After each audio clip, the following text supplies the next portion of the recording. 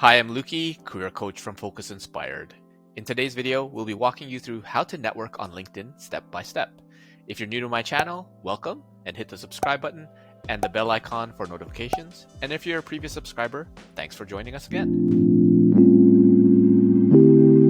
So the first thing you'll want to do when starting to network is kind of a step zero, which is to understand the foundations of networking. Networking really needs a bit of a rebranding, where instead you want to be building meaningful connections. A couple of quotes come to mind. You can have anything you want if you help others get what they want. So when you're connecting with other people, make it about them. And for me, the answer to every how to network question is to care. So if you put care in the context of the person that you're connecting with, then things turn out a lot better.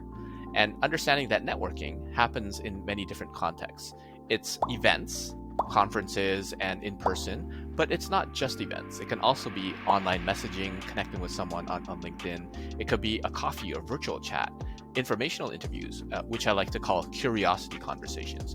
And it could also be online engagement, liking, commenting, and sharing posts. So now that you have an understanding of the foundations of networking, let's go into step one.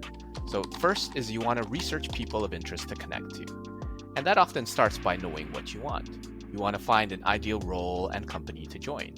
And don't just stick with recruiters, find people whose job that you want, or are in the groups or departments that you want to join. You'll often be able to see the list of employees for a company. And what you want to do is start building a list, and then start prioritizing based on commonalities. You might have some people in common, someone you know knows them. It might be geography and location. It might be an alumni from a school or other organization like volunteering. It could be some other area of curiosity, like a certification or a program or a hobby that they mentioned. It could also be something related to their post activity.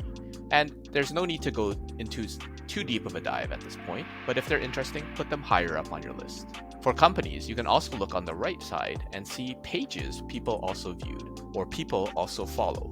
That might inspire you for other companies to take a look at or other people of interest to connect with. You can take a look at their feed and note folks that consistently appear.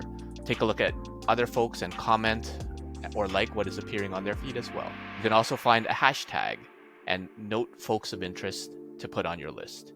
You can join a group and find people in your area of interest and look at the members of the group and start prioritizing them as connection points. So step two is to connect. Take that list that you've had and start prioritizing them. From the different sources, put them in a particular order and allocate some time to connect with folks. Could be just 5 minutes a day after you brush your teeth or any activity. Open up their profile and look for commonalities and areas of interest. Presumably, they're on your list for a reason. So what reason is that? If you see any companies, people, or other organizations of interest, put them on future watch lists to research as well. And as a bonus, again, look at the people also viewed to see who you might want to add in the future. Then what you want to do is prep a little note based on commonalities. Something like, "Hi Luki, how are you doing? Wondering if I can connect with you to ask about developing a career success mindset. I watched some of your YouTube videos and have subscribed to your podcast and want to learn more. Thanks and look forward to hearing from you." Yours could be a question about their career path, a certification they took, advice on an aspect of their career direction, or whatever else you're interested about. And then when you send the request, have zero expectations that they'll respond, and be pleasantly surprised when they do.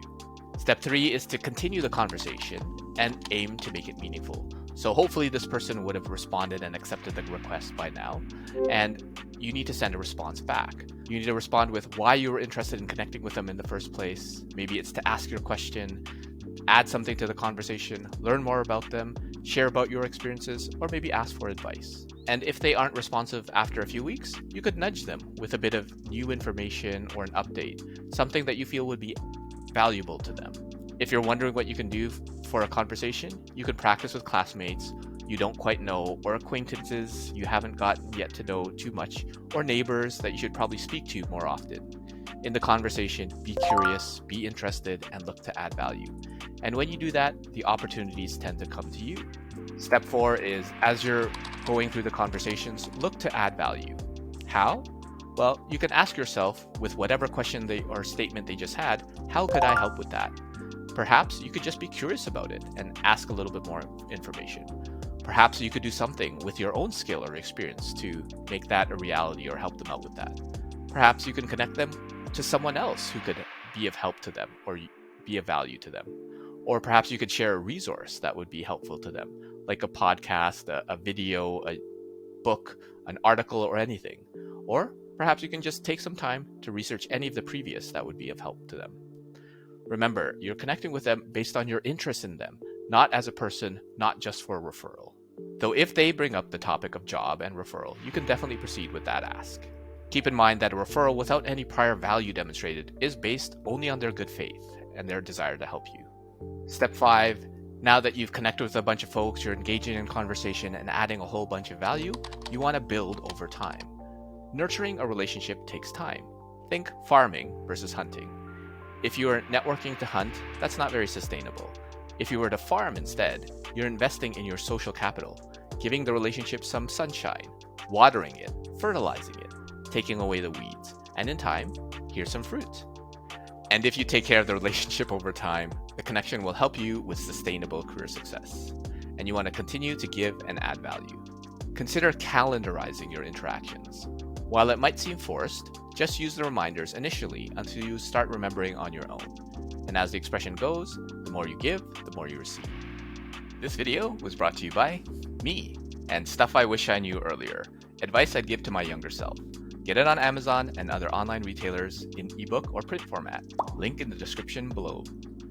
So that's what you need to network step by step.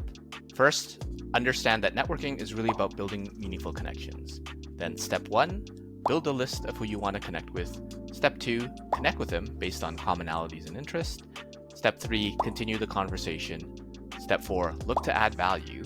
And step 5, build over time. Thanks for watching today's video. If you found this useful, hit the like button. Let me know if you have any questions or what you're struggling with in your job search or career. And feel free to connect with me on LinkedIn. Don't forget to subscribe for more tips on jobs, careers, and life. And YouTube recommends that you check out these videos next.